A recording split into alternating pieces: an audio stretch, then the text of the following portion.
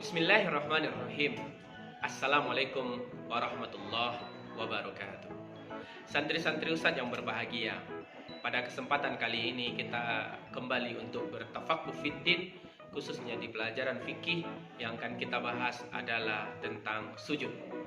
Sama-sama kita ketahui, kita pun juga melakukan perbuatan yang sama, yaitu sujud dalam keadaan yang merendah kepada Allah, yang dinamakan dengan sujud, terutama di saat kita menjaga rukun Islam yang kedua, yaitu menegakkan atau mendirikan salat.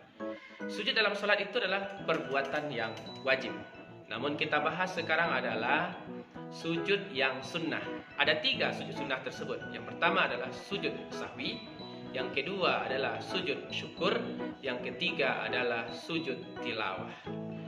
Sesuatu yang akan kita capai dalam pembelajaran fikih ini adalah pengertian 3 sujud tadi, kemudian hukumnya, kemudian kita pahami dalilnya, kemudian apa sebabnya, apa syaratnya, apa rukunnya, dan apa hikmahnya. Kita simpulkan saja, kita kembali menyimpulkan dalam bentuk sesingkat-singkatnya. Yang pertama adalah pengertian sujud sahwi. Sahwi artinya lupa. Lupa itu artinya tidak ingat. Sujud sahwi adalah sujud yang dilakukan seseorang di saat dia terlupa jumlah bilangan rakaat, atau terlupa untuk melakukan sunnah aba'an, atau ragu-ragu dengan bilangan rakaat sholat, maka dilakukan sujud sahwi. Yang kedua adalah sujud syukur. Syukur itu artinya bersyukur, lawan daripada kufur.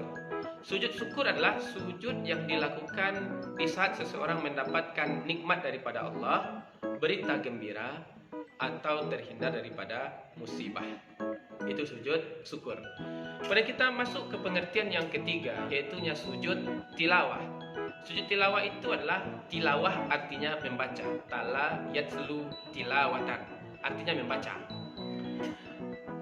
Sujud tilawah itu adalah sujud yang dilakukan di saat seseorang membaca Al-Quran, terkhususnya adalah surat sajadah, atau seseorang yang sedang menyimak bacaan seseorang dan dia membaca ayat sajadah, maka di saat dia mendengar tersebut, dia pun ikut bersujud. Ini dinamakan dengan sujud tilawah. Ini secara pengertian yang 3, sahwi, syukur, kemudian tilawah. Ketiga-tiganya adalah sama-sama sujud, tapi dalam bentuk yang berbeda. Kemudian kita lanjutkan, apa hukum ketiga sujud tadi? Sujud sahwi, sujud syukur, sujud tilawah, hukumnya adalah sunnah. Kita bahas hadis yang paling terpenting yang bisa memberikan makna kepada kita adalah hadis tentang sunnahnya sujud sahwi.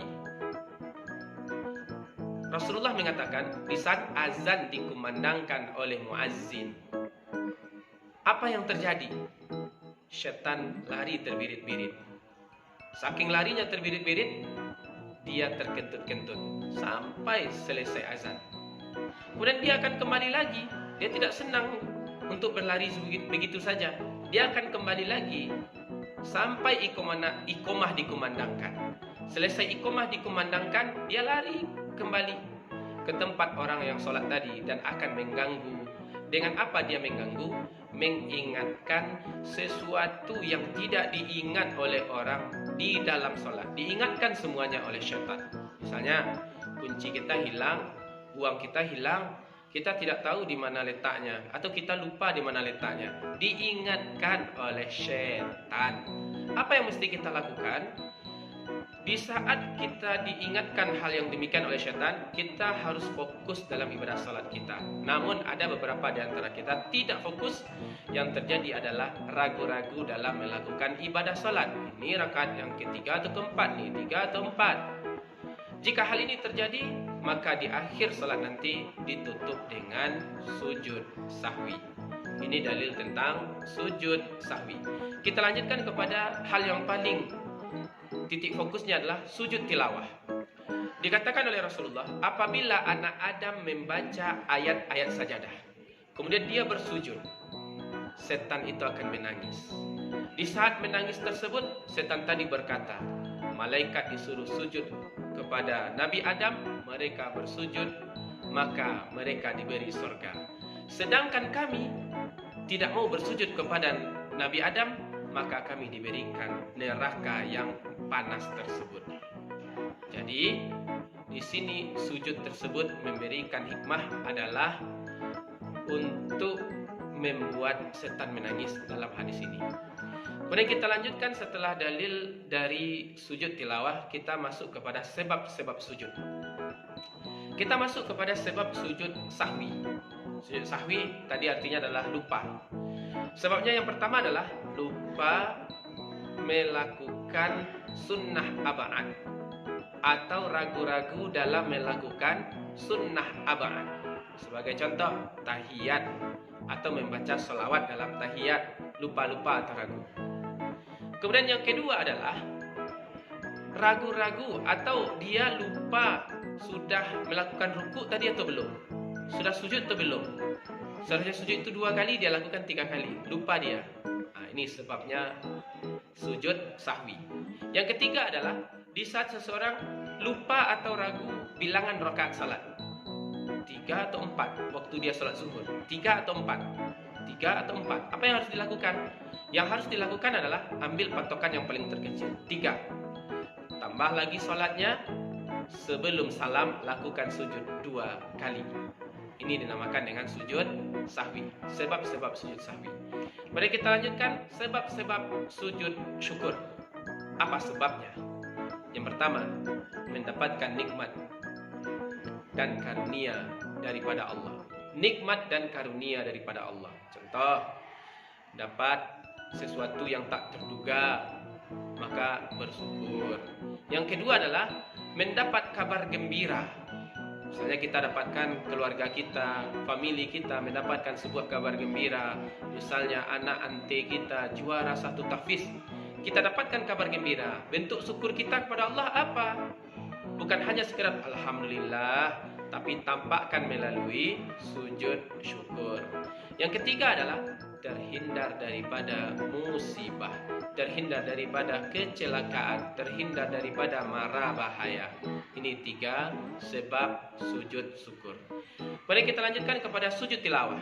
Sujud tilawah memiliki 2 sebab. Yang pertama adalah membaca ayat sajadah yang 15. Yang kedua adalah mendengar ayat sajadah yang 15 yang dibaca oleh orang. Terkhusus sujud tilawah ini dilakukan bagi seseorang yang melakukan salat berjamaah, khususnya pada hari Jumat di subuh hari dilakukan sujud sajadah. Itu namanya adalah sujud tilawah. Itu sebab-sebab daripada 3 sujud tadi. Kemudian kita lanjutkan syarat dan rukun sujud. Sujud sahwi dilakukan di dalam salat, jadi syaratnya sudah terpenuhi semuanya, apalagi sucinya, dan dia dilakukan selesai atau sebelum salam. Jadi 2 pelaksanaan daripada sujud sahwi. Boleh dilakukan sebelum salam 2 kali atau setelah salam 2 kali. Kapan pula itu Ustaz?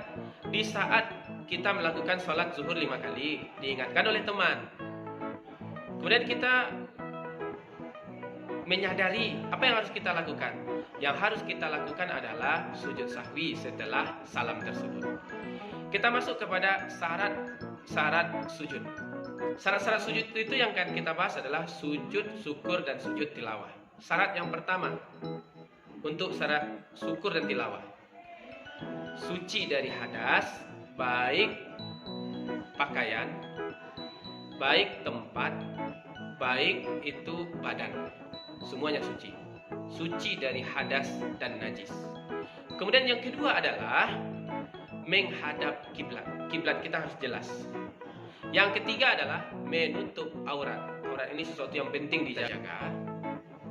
Saking mestinya kita jaga menutup aurat, di dalam permainan bola, maka kita pun harus menutup aurat baina surrah wa rukbah.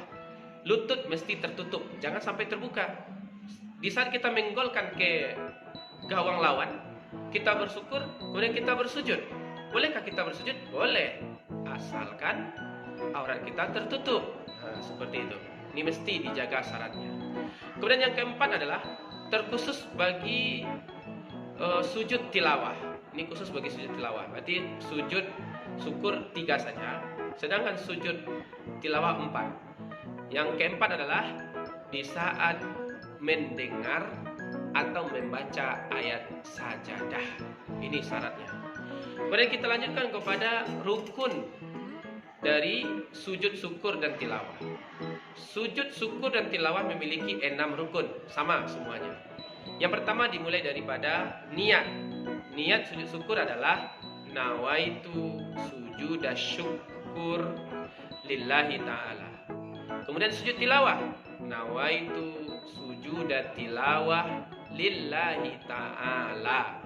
Setelah niat, lakukan takbiratul ihram seperti salat. Takbiratul ihram seperti salat. Selesai takbiratul ihram, sujud dengan membaca doa. Setelah sujud, kita duduk. Setelah duduk tersebut, salam. Setelah salam, lakukan semuanya secara tertib. Jangan kacau balau. Tertib semuanya. Niat, takbiratul ihram, sujud, duduk, salam. Yang keenam adalah tertib. Kemudian kita lanjutkan kepada pembelajaran selanjutnya adalah bacaan doa dalam sujud. Bacaan doanya apa saja yang harus mesti kita baca. Untuk sujud sahwi, bacaan doanya adalah Subhana man la yanamu wa la yasbu. Subhana man la yanamu wa la yasbu. Nih yang pertama. Adapun bacaan untuk sujud syukur dan sujud tilawah, di dalam yang masyhur bacanya sama. Walaupun ada redaksi lain dikhususkan untuk sujud syukur seperti Subhanallah, walhamdulillah, wala ilaha illallah, wallahu akbar, la haula wala quwata illa billahil aliyil azim. Kita ambil yang masyhur, yaitunya bacaan yang sama dengan sujud tilawah. Apa itu? Sajada wajhiya lilladzi khalaqahu wa sawwarahu wa syaqqa sam'ahu wa basarahu bihaulihi wa quwwatihi fatabarakallahu ahsanul khaliqin. Saya ulangi sekali lagi. Sajada wajhiya lilladzi khalaqahu wa sawwarahu wa syaqqa sam'ahu bihaulihi wa quwwatihi fatabarakallahu ahsanul khaliqin. Itu bacaan doa dalam sujud, syukur dan tilawah. Kita masuk kepada hikmah sujud. Yang pertama, hikmah sujud sahwi. Hikmah sujud sahwi ada beberapa poin. Menjauhkan diri dari sikap sombong dan takabur. Yang kedua adalah menumbuhkan sikap rendah diri di hadapan Allah. Rendah diri. Ini lawan daripada sombong. Yang ketiga adalah menumbuhkan kesadaran bahwasanya manusia itu adalah makhluk yang lemah. Yang keempat adalah menyadarkan bahwasanya manusia itu bisa terjatuh kepada perbuatan salah dan lupa. Jadi sujud sahwi ini memberikan hikmah yang paling besar kepada seorang manusia. Kemudian kita lanjutkan hikmah daripada sujud syukur. Yang pertama adalah mengingatkan dan mendekatkan diri kepada Allah. Sujud syukur tersebut seperti Muhammad Salah dalam permainan bola, dalam lapangan, dia bersujud, artinya dia ingat kepada Allah. Kemudian yang kedua adalah menghindarkan diri dari sikap sombong. Terhindar dari sikap sombong. Karena di saat seseorang mendapat kabar gembira itu hatinya agak menggebu-gebu. Di saat dia menggebu-gebu itu ditundukkan dengan sujud. Yang ketiga adalah menambah nikmat Allah kepada kita. Karena bersyukur itu menambah nikmat, kufur itu memberi azab. Kemudian yang keempat adalah ungkapan kepasrahan seorang hamba kepada Allah. Ungkapan kepasrahan seorang hamba kepada Allah. Kemudian yang kelima adalah membantu membuat badan menjadi sehat dan bugar. Karena anggota tubuh kita bergerak di dalam sujud tersebut. Kemudian kita lanjutkan hikmah daripada sujud tilawah.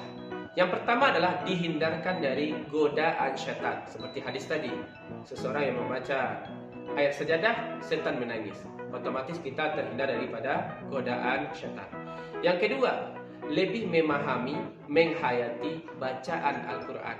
Kita tahu dan paham, ini ayat sejadah nih, saya sujud. Ini ayat sejadah nih, kita kembali sujud. Atau mendengar, kita pun melakukan sujud tilawah. Yang ketiga adalah mendekatkan diri kepada Allah. Sujud tersebut adalah sesuatu posisi yang paling dekat di hadapan Allah. Yang keempat adalah menghindarkan diri dari sikap sombong dan takabur atau angkuh sesama manusia. Yang kelima adalah menumbuhkan rasa atau jiwa untuk membesarkan Allah di mana saja. Yang keenam adalah membuktikan ketaatan kita kepada Allah. Itu adalah hikmah-hikmah daripada sujud-sujud tersebut. Mudah-mudahan bisa kita jaga sujud-sujud tersebut, terutama sujud yang sunnah, apalagi sujud yang wajib di dalam kehidupan kita masing-masing. Wabillahi taufiq wal hidayah. Assalamualaikum warahmatullahi wabarakatuh.